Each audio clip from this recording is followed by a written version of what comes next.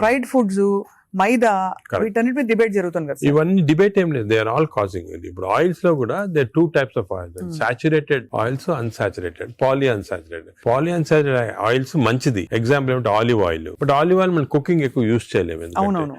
Second, rice bran oil is very good. Rice bran oil cooking use చేస్తాము, cooking that is very good oil. Third type of oils ఉన్నాయి కదా. ఇప్పుడు కొంతవరకు ఈ saturated oils అంటే ఎక్కువ ఉండేది palm oil, coconut oil, Saffola oil కూడా మంచిదే, కొంచెం అన్సాచురేటెడ్ ఫ్యాటీ యాసిడ్. సో ఈ ఆయిల్స్ లో మన కుకింగ్ ఆయిల్ చూసుకోవాలి, poly unsaturated or unsaturated oils use చేస్తే మంచిది. సాచురేటెడ్ ఆయిల్స్ మంచిది కాదు. సో అది డెఫినెట్, అది కూడా డెఫినెట్. సో మన కుకింగ్ లో ఎంతవరకు ఆయిల్స్ యూస్ చేస్తే, ఏ టైప్ ఆఫ్ ఆయిల్స్ ఆల్టర్నేట్ చేసి, అంటే 1 month rice bran, 1 month sunflower, అలా చేంజ్ చేసుకుంటా ఉండాలి ఆయిల్స్. అది చాలా ఇంపార్టెంట్. మీరు చెప్తున్న దాన్ని బట్టి దాదాపు fried foods completely ban. Fried foods definite గా ఫ్రైడ్ ఫుడ్స్ లో ఏమంటే ఆయిల్ ఒకటి, ఇంకోటి మనం ఫ్రై చేసినప్పుడు ఆయిల్ బికమ్స్ హైడ్రోజనేటెడ్ ఆయిల్ అనేది చాలా డేంజరస్ మన బాడీకి. ఫ్రై చేసినప్పుడు అయిపోతుంది కదా. ఫ్రై చేసినప్పుడు అయిపోతాయి, అయినప్పుడు బాడీకి ఇట్స్ నాట్ ఆల్ గుడ్. ఇంకోటి ఏమంటే సేమ్ ఆయిల్ రిపీట్ చేస్తానే ఉంటారు. ఇప్పుడు బయట రోడ్ లో మిర్చి బజ్జీలు తింటుంటారు, ఆ 1 month సేమ్ ఆయిల్ ఉంటుంది. That oil is totally dangerous, బాడీకి డైరెక్ట్ గా వెళ్ళిపోతుంది ఫ్యాట్ కి. Air fryer sir, air fryer is better అంటారా? ఎయిర్ ఫ్రైయర్ డెఫినెట్ గా, ఇప్పుడు want to eat fried food, air fryer is better. అది ఎయిర్ ఫ్రైయర్ లో కూడా స్మోక్డ్ ఇది వస్తుంది అనమాట, అది దట్ ఈస్ డెఫినెట్లీ బెటర్. అదే విధంగా యూజింగ్ ప్లాస్టిక్స్ కూడా, ఎస్పెషల్లీ హీట్ చేయడానికి మైక్రోవేవ్ లో కూడా ఒక ప్లాస్టిక్స్ యూస్ చేస్తారు, అది కూడా మంచిది కాదు. ఈ ప్లాస్టిక్స్ మైక్రో ప్లాస్టిక్స్ అవుతాయి అన్నమాట. మనం తిన్నప్పుడు మనకి తెలియదు, ఈ మైక్రో ప్లాస్టిక్స్ బాడీకి వెళ్ళిపోయి that also causes fatty liver. అవునా సార్? మైక్రో ప్లాస్టిక్స్ వల్ల కూడా మంచిది. సో ఎస్పెషల్లీ మీరు ఈ ఫుడ్ బయట నుంచి ఆర్డర్ చేస్తారు, ప్లాస్టిక్ దాంట్లో వస్తుంది, దాన్ని ఓవెన్ లో పెడతారు, తింటారు. That causes micro plastics and causes that is something nobody. నువ్వు క్యాన్సర్ గురించి అనుకుంటాం కానీ ఫ్యాటీ లివర్ వస్తుందని ఎవరికి తెలియదు. That is also very problem. Second, ఇంకోటి సర్ప్రైజింగ్ థింగ్, రీసెంట్ గా మనం air pollution also is producing fatty liver. Air pollution ఇప్పుడు కొన్ని సిటీస్ లో మన దేశంలో ఎయిర్ పొల్యూషన్ ఎక్కువ. సాయంకాలం బయటకు వెళ్ళారు, ఎయిర్ పొల్యూషన్ వెళ్ళారు, రూమ్ లో కూర్చొని తాగుతారు, డ్రింక్ చేస్తుంటారు అనమాట. ఎయిర్ పొల్యూషన్ బయటకు, ఎయిర్ పొల్యూషన్ డ్రింక్ 2 ఎఫెక్ట్ వచ్చి కంప్లీట్ లివర్ చెడిపోతుంది. అంతే. So air pollution is not all, చాలా డేంజరస్ లివర్ కి. అది కూడా దట్ కెన్ కాజ్, ఈ పార్టికల్స్ ఉంటాయి కదా, అవి లివర్ లో ట్రాప్ అయిపోయి దానివల్ల ప్రాబ్లమ్ వస్తుంది. ఫ్యాటీ లివర్ కానీ చాలా వివిధ కారణాలు ఉంటాయి. ఇలాగా డయట్ లో ఫ్రైడ్ ఫుడ్ ఒకటి, దాని తర్వాత కొన్ని స్వీట్ అండ్ థింగ్స్, ఫ్రక్టోస్, ఇవన్నీ కూడా చాలా డేంజరస్. హై ఫ్యాట్ కొన్ని ఉంటాయి సార్. ఇప్పుడు కోకోనట్ ఆయిల్ గురించి చాలా ఒక టైం నడిచింది, కోకోనట్ ఆయిల్ చాలా మంచిది అని చెప్పి. అలాగే మనకి అవకాడో చాలా మంచిది అంటున్నారు. అవకాడో మంచిది, అవకాడోలో ఎక్కువ poly unsaturated fatty acid.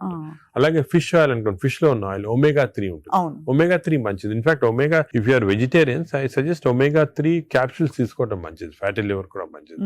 They are all unsaturated or poly unsaturated, అవి ప్రొటెక్ట్ చేస్తాయి body. So logically sir, ghee అయితే ghee and butter not recommended. Ghee and but small quantities లో ghee is okay, but not above say more than 1 teaspoon, table spoon కూడా, tea spoon is not సరిపోదు, దానికన్నా ఎక్కువ తీసుకోవాలి. Non vegetarian diet, vegetarian diet, fatty liver కి సంబంధించి మీరు ఎలా కంపేర్ చేస్తారండి? ఫ్యాటీ లివర్ డెఫినెట్ గా vegetarian diet is superior fatty liver కి.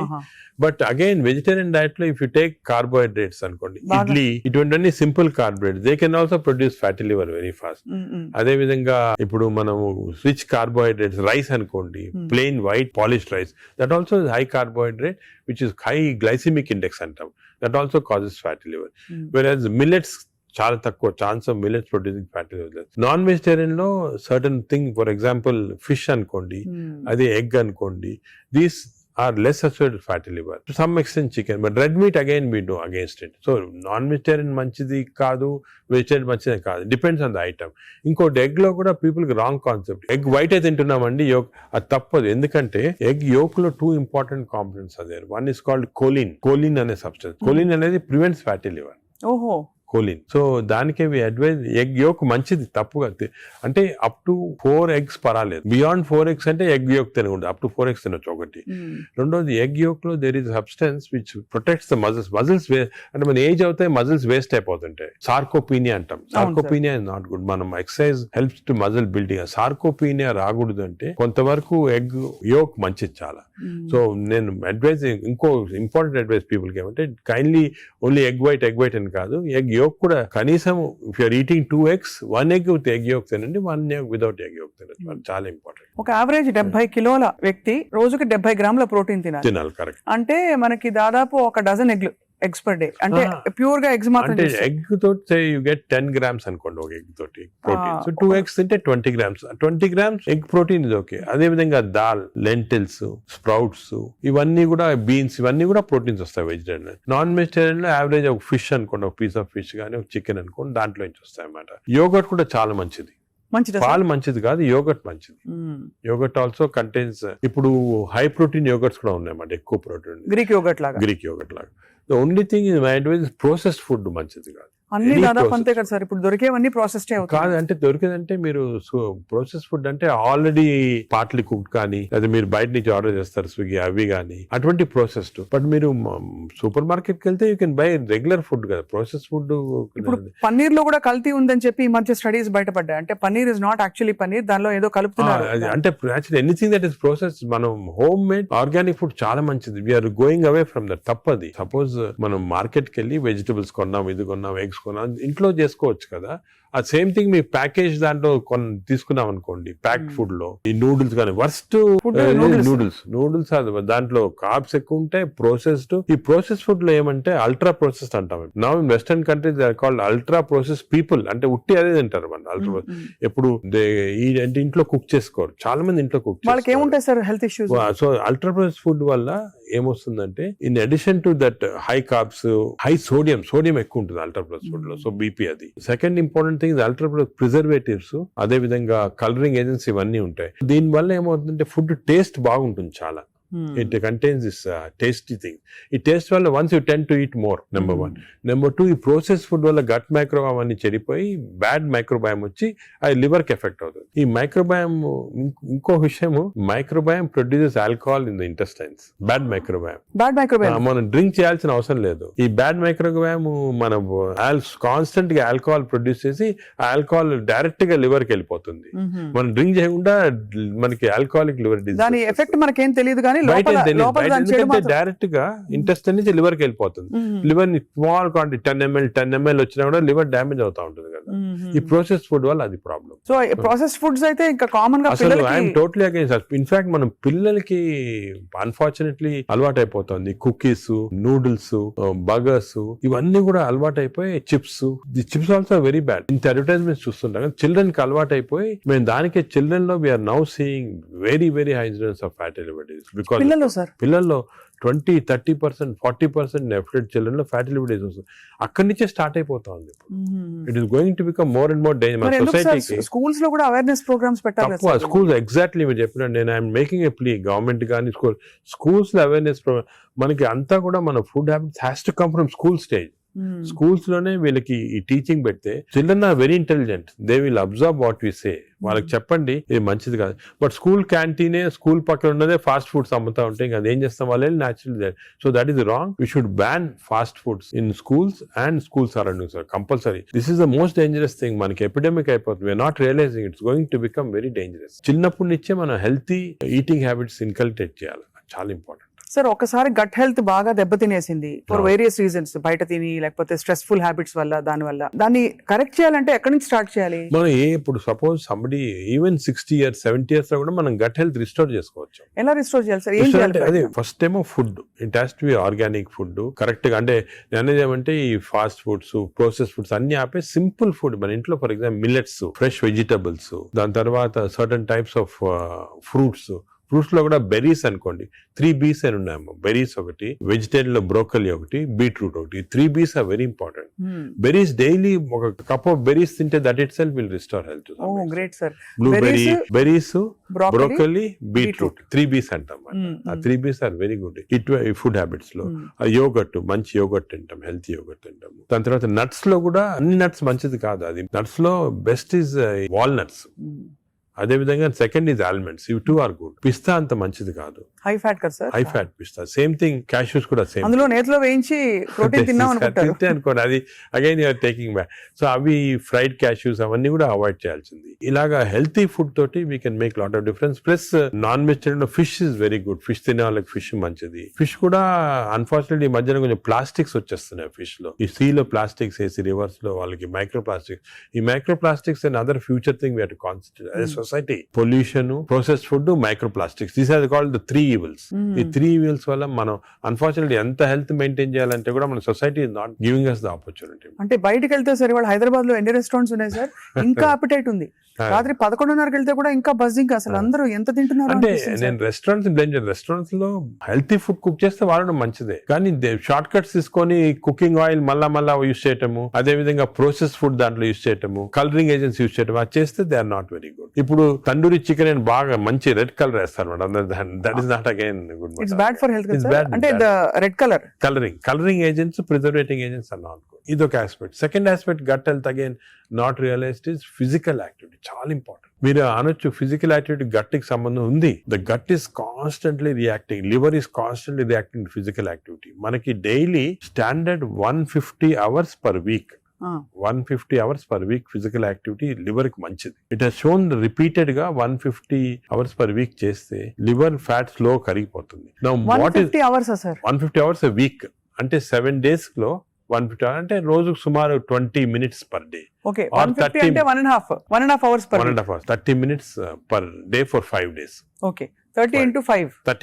150 minutes అయితే 150 minutes per week కి సరిపోతుంది. అండ్ డైలీ చేయకపోవచ్చు, కొంతమంది వీక్ లో 2 సార్లు 3 సార్లు అలా చేయగలుగుతారు.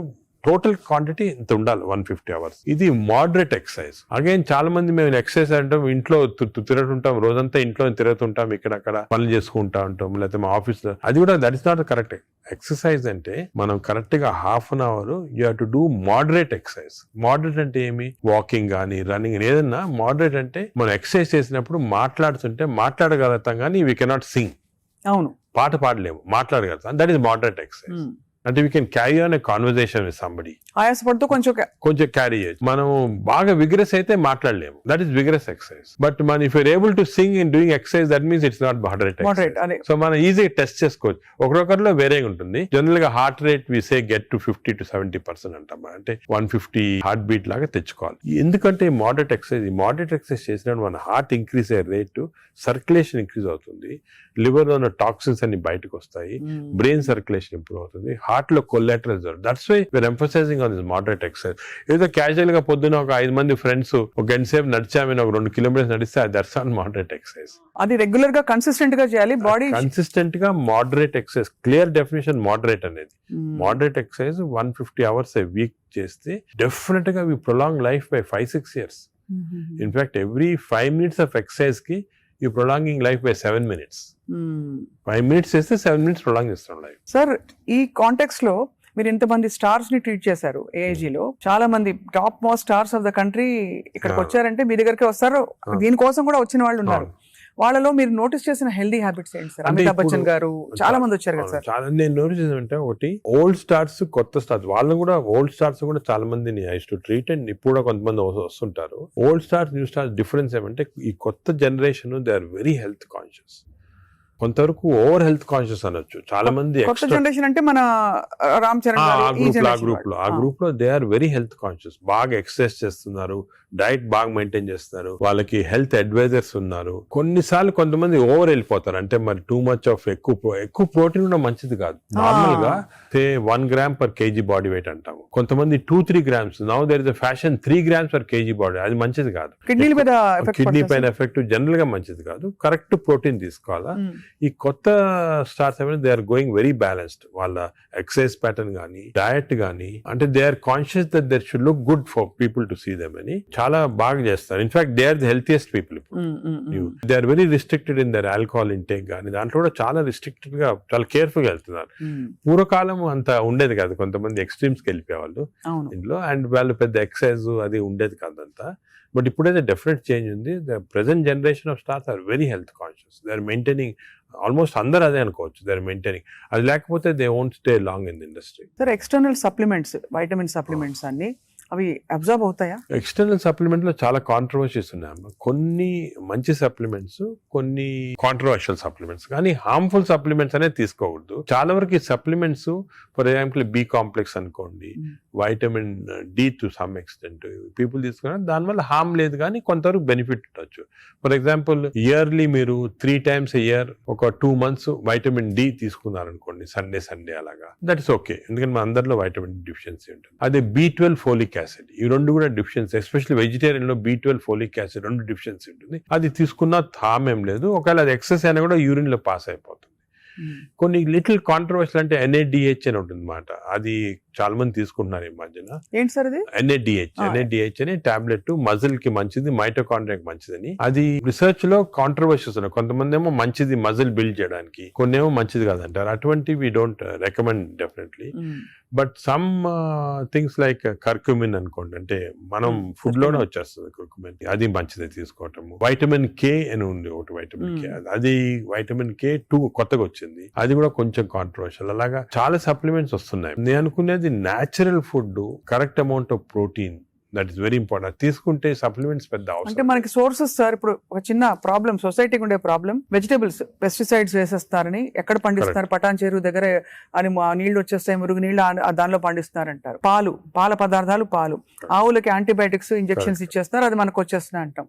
కోళ్లు, ఎగ్స్ కూడా సేమ్ థింగ్, న్యాచురల్ గా కేజ్ ఫ్రీ, అదే ఫ్రీ బర్డ్స్ అని, అదొక ప్రాబ్లమ్. ఇంకా పోతే ఇంకా మిగతావన్నీ మనకు తెలిసినవే. ఫ్రూట్స్ సేమ్ థింగ్, కార్బైడ్ పెట్టి పండిస్తున్నారు. సో మనిషి వెతుక్కుంటున్నాడు సార్ ఏం తినాలి, ఎలా తింటే బెస్ట్, నేను ఇంకా కొంచెం ఆరోగ్యంగా ఎక్కువ కాలం బతకచ్చు. అంటే మీరు చెప్పింది చాలా కరెక్ట్. ఇది ఒక పెద్ద టాపిక్, సెపరేట్ టాపిక్, ఓ రోజు మనం డిస్కస్ చేస్తాం అంతా. సార్ హౌ టు, మనకి సొసైటీలో అన్ఫార్చునేట్లీ ఇప్పుడు ఎస్పెషల్లీ సిటీస్ లో, ఊర్లలో అంత ఎక్కువ లేదు, సిటీస్ లో ఎక్కువ ప్రాబ్లం ఏమంటే ఈ contamination of food of various types, eggs నిచ్చి, మిల్క్ నిచ్చి, వెజిటబుల్స్ నిచ్చి, అన్ని దాంట్లో ఇట్స్ కమింగ్. సో ఎలాగ ఐడెంటిఫై చేసి how to go to organic. ఇప్పుడు ఆర్గానిక్ అనేది అందరికి అడ్వైస్ చేసాం, చాలా కష్టం, కాస్ట్ ఫ్యాక్టర్ ఒకటి, and agriculture can't sustain by just organic without this thing.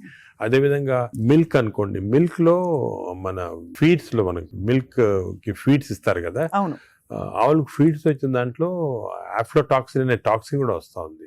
ఆ టాక్సిన్ వల్ల కొన్ని డ్యామేజ్ వస్తాయి. ఎగ్స్ కూడా కేజ్డ్ బర్డ్స్ గానీ సో ఇవన్నీ కూడా మనకి డెఫినెట్లీ దెర్ ఈస్ కన్సర్న్. కొంతవరకు those who can afford it, organic food కానీ, ఇంట్లో గార్డెన్ చేసుకోవడం, గార్డెన్ ఫుడ్ తీసుకోవడం కానీ, అలాగే విధంగా పౌల్ట్రీ కూడా అలా చేయటం కానీ. ఫిష్ లో కూడా there is a ways of seeing that you don't get in to. ఈ ఫిష్ లో చెప్పేది micro plastics the problem. Fish అంటే of course oils to some extent మనం వీ కెన్ టేక్ పాలీఅన్సాచురేటెడ్ తీసుకోవచ్చు. అదే విధంగా యోగర్ట్ కూడా కేర్ తీసుకొని చేయొచ్చు. సో ఇది డెఫినెట్ గా ప్రాబ్లం. మిడిల్ క్లాస్ పర్సన్ కి ఇప్పుడు హై క్లాస్ ఫుడ్ దొరకాలంటే నాట్ ఈజీ, చాలా కష్టము. మనం as a society we should start thinking how to do it, how as we can అని నేను దీని గురించి చాలా ఆలోచిస్తుంటాను. ఒకసారి మనం డిస్కషన్ కూడా పెట్టుకుంటాను. తప్పకుండా sir, that be wonderful sir. Of course మీరు మీ కాలక్రమంలో, మీ జర్నీలో how has your diet evolved? ఇప్పుడు మీరు బయట ట్రావెల్ చేస్తూ ఉంటారు, ఎయిర్లైన్ ఫుడ్ ఆల్వేస్ మంచిది ఉండొచ్చు, ఉండకపోవచ్చు, మీరు ఎలా కేర్ తీసుకుంటారు? నేను ఐఎమ్ వెరీ కేర్ఫుల్. నేను డయట్ గురించి గత 10 years గా ఐ ట్రాన్స్ఫార్మ్ మై సెల్ఫ్. ఇంత ముందు ఈ నాలెడ్జ్ ఉండేది కాదు, and as you age it becomes also important. నేను చాలా ట్రాన్స్ఫార్మ్ అయ్యాను. Diet I'm very careful. For example carbs complete గా ఆపేసాను. ఇప్పుడు ఓన్లీ మిల్లెట్స్ అటువంటి తింటాను. కార్బ్స్ తినాలంటే చాలా హై వెజిటబుల్స్ తింటాను నేను. Vegetable almost maximum food is full of vegetables, green vegetables, broccoli, berries, ఇటువంటివన్నీ చాలా ఎక్కువ. స్టీమ్డ్ బెటర్ కదా సార్, రా కంటే స్టీమ్డ్ బెటర్. రా కాదు, steamed is always better. Stir fried కూడా పర్వాలేదు, provided you use the correct thing. ఇంకోటి ఏమంటే add a lot of Apple cider vinegar ఉంటుంది కదా, అది కూడా చాలా మంచిది, యాడ్ టు ద వెజిటబుల్స్ అటువంటివి. అది I eat of course eggs ఒకటి, ఐ సర్టన్లీ యోగర్ట్ చాలా ఎక్కువ. ఇంతకుముందు నేను తినేవాడిని కాదు, ఇప్పుడు I realize the importance. Yogurt ఒకటి, ఫిష్ ఒకటి. As far as possible meat avoid చేస్తాను నేను కంప్లీట్ గా. ట్రావెల్ అప్పుడు ప్రాబ్లం వస్తుంది, that's why I don't eat in the flights లో నేను లాంజెస్ లో తింటా. The food in the lounges are better than in the flights. Definite different, fresh ఉంటాయి. Plus you can select what you want to eat. కొన్ని lounges లో you can actually order what you want to eat. You can tell them you make me stir fried vegetables, తీసుకుని అలా తినొచ్చు. But versus airline in the airport కదా, in the flights foods are very not very good. Most of them are process food కాబట్టి మంచిది కాదు. మరీ long గా you can't avoid అంటే వేరే కానీ, but better to eat out side the flight. మనం వెస్టర్న్ కంట్రీస్ లో కొంతవరకు ఈ ఫుడ్ అనేది మిక్స్ చేయటం మంచిది. మన ఫుడ్, వెస్టర్న్ ఫుడ్ అది. సో వెన్ యూ ట్రావెలింగ్ ఎక్కువ, it's always good that you eat some westernised. For example Mediterranean tomatoes అనుకో, చాలా మంచిది అది. మెడిటరేనియన్ డైట్స్ చాలా మంచిది, మెడిటరేనియన్ బేస్డ్ డైట్. అవి మనకి opportunity when you go out దొరుకుతాయి అన్నమాట. అది సో అలాగా మిక్స్ చేయటం వల్ల, so I learn now to be very careful. ఎందుకంటే I think food is essential not only for your physical fitness, ఈ ఫ్యాటీ లివర్ రాకుండా ఉంటాం, మెంటల్ ఫిట్నెస్ కూడా ఫుడ్ చాలా ఇంపార్టెంట్. అది అఫ్ కోర్స్ సార్, అదే కదా సార్. సార్ ఫ్యాటీ లివర్ కి అయితే మొత్తానికి మెడికేషన్ ఉందా? అఫ్ కోర్స్ అదర్ దెన్ అంటే లైఫ్ స్టైల్ దగ్గర మనం ఆగాం. లైఫ్ స్టైల్ ఫుడ్ ఇలా ఉంది. లైఫ్ స్టైల్, ఫుడ్, ఎక్సర్సైజ్, ఈ 3 things ఆర్ చాలా వరకు కవర్ అవుతుంది.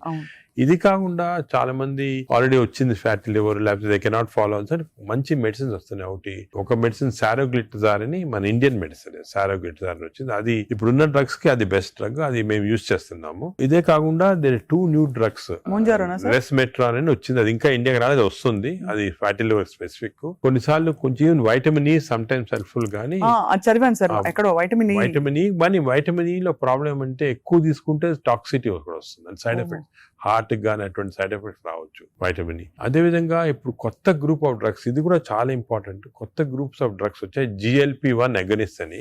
చాలా మంది they are using it for fat, అంటే ఒబెసిటీ తగ్గించడానికి, డయాబెటీస్ తగ్గడానికి. ఒక ఇంజెక్షన్ మీరు వినుంటారు, పేరు మంజోర్ అని. ఇండియాలో కూడా కరణ్ జోహర్ తీసుకున్నారు కదా సార్, పక్కగా అయిపోయాడు. అంటే ఆయన చెప్పలే తీసుకున్నట్టు అనుకుంటున్నారు అందరూ. అదే అది ఒక విషయం. చాలా మంది నేను అనుకునేది హై సొసైటీ హైదరాబాద్ లో 50% తీసుకుంటారు ఈ GLP-1 agonist. They are also మంచి డ్రగ్స్. అవి అది ఏం చేస్తాయంటే బాడీ న్యాచురల్ లో, బాడీలో GLP-1 అనేది ఇంటెస్టైన్ లో ప్రొడ్యూస్ చేస్తుంది, గట్ మైక్రోబయామ్ ప్రొడ్యూస్ చేస్తుంది. సో ఇంపార్టెన్స్ ఆఫ్ ఇంటెస్టైన్ కి గట్ మైక్రోబయామ్ దీని వల్ల వచ్చింది. They are producing central. అవి ఈ ప్రొడక్షన్ వెళ్ళి బాడీ అంతా కంట్రోల్ చేస్తుంది అన్నమాట, అన్ని రిసెప్టర్స్. ఇప్పుడు ఇవి ఇంజెక్టబుల్ ఫామ్ లో అవైలబుల్ ఉన్నాయి. వీక్లీ 1 ఇంజెక్షన్ తీసుకోవాలా. ఒక టిపికల్ ఎగ్జాంపుల్ మంజోర్. ఇప్పుడు ఇండియా గవర్నమెంట్ కూడా అలా చేస్తుంది, మన మెడికల్ షాప్స్ అన్ని కూడా దొరుకుతాయి. 3000 రూపీస్ అవుతుంది ఒక ఇంజెక్షన్, 4 ఇంజెక్షన్స్ పర్ మంత్. కొంతవరకు అంటే మై జనరల్ బిలీఫ్ అన్ని న్యాచురల్ గా చేస్తేనే బెటర్, ఈ artificial methods not good. But వేరే ఇంకేం లేకపోతే తీసుకోవచ్చు. ఈ ఇంజెక్షన్ కి సైడ్ ఎఫెక్ట్స్ చాలా తక్కువ. ఒక్క సైడ్ ఎఫెక్ట్ ఏమంటే కొంచెం బోన్ డెన్సిటీ తగ్గొచ్చు, లేకపోతే ఫేస్ లో ఫ్యాట్ పోయి, మీరు చూసారు చెప్తే కొంతమంది మంజోరో ఫేస్ అంటారు అన్నమాట, మజిల్ మాస్ తగ్గొచ్చు అని అంటారు. కానీ అది కూడా కాంట్రీ చేయాలి, అంటే దాన్ని బాగా ఇంజెక్షన్ తీసుకుని బాగా ఎక్సర్సైజ్ చేసి ప్రోటీన్స్ బాగా తీసుకుంటే మజిల్ మాస్, బోన్ ప్రిజర్వ్ చేసుకోవచ్చు. సో ఇప్పుడున్న అన్ని డ్రగ్స్ లో దీనికే సైడ్ ఎఫెక్ట్స్ ప్రస్తుతం. కానీ దీనికి ఫ్యూచర్ చాలా న్యూ డ్రగ్స్ వస్తున్నాయి చాలా. ఎందుకంటే వెస్టర్న్ కంట్రీస్ లో దీనిపైన రీసెర్చ్ అనేది at least 17 compounds are in research, అంటే ఓరల్ టాబ్లెట్స్ ఇటువంటి అన్ని కూడా ఉన్నాయి. నేను అనుకునేది ఇంకొక 5 years తర్వాత ఒక 50% of population will be on this drugs. అవును సార్, అలాగే న్యాచురల్ గా చేయాలా, కాకపోతే ఇంక ఈ డ్రగ్స్ తీసుకోవాలా. ఈ డ్రగ్స్ వల్ల లక్లీ ఈ కొత్త డ్రగ్స్ వల్ల సైడ్ ఎఫెక్ట్స్ చాలా తక్కువ. People can take it. కొంతమంది వామిటింగ్, కాన్స్టిపేషన్, డైరియా లాగా వస్తున్నాయి, but overall dangerous side effects లేవు. Only thing is cost factor. మీకు మంత్లీ 12,000 15,000 దాకా అవుతుంది, ఆ కాస్ట్ ఫ్యాక్టర్ ఒకటి. Otherwise they are very safe. And fatty liver కూడా బాగా ఎఫెక్ట్ వస్తుంది, తగ్గించేస్తుంది ఫ్యాట్ ని బాగా. ఇదంతా గంపగుత్తగా తగ్గుతాయి కదా సార్, ఫ్యాటీ లివర్, ఒబేసిటీ అన్ని తగ్గిపోతాయి. కానీ మనకి మానిటరింగ్ అనేది fatty liver of course scanning చేసి కనుక. బట్ సింపుల్ మెథడ్ మానిటరింగ్ ఏమంటే వేస్ట్ సర్కంఫరెన్స్. మన వేస్ట్ సర్కంఫరెన్స్ యావరేజ్ హైట్ ఉన్న వాళ్ళకి మెన్ కి 90 centimeters కన్నా తక్కువ ఉండాలా, విమెన్ కి 85 కన్నా తక్కువ ఉండాలి. సో సింపుల్ గా ఏమంటే మన హైట్ కదా, మన హైట్ కన్నా waist circumference should be half or less. So మన హైట్ చూసుకొని. సో మీకు వేరే స్కాన్స్ ఏం అవసరం, ఇంట్లో చిన్న టేప్ పెట్టుకోండి, టైలర్ టేప్. అప్పుడప్పుడు వీక్లీ మెజర్ చేసుకుంటా ఉండండి, అక్కడ మనకు తెలిసిపోతుంది. Suppose your waist is coming down to less than half of your height, you are safe. You don't have to go for costly scans. అంతే, అక్కర్లేదు.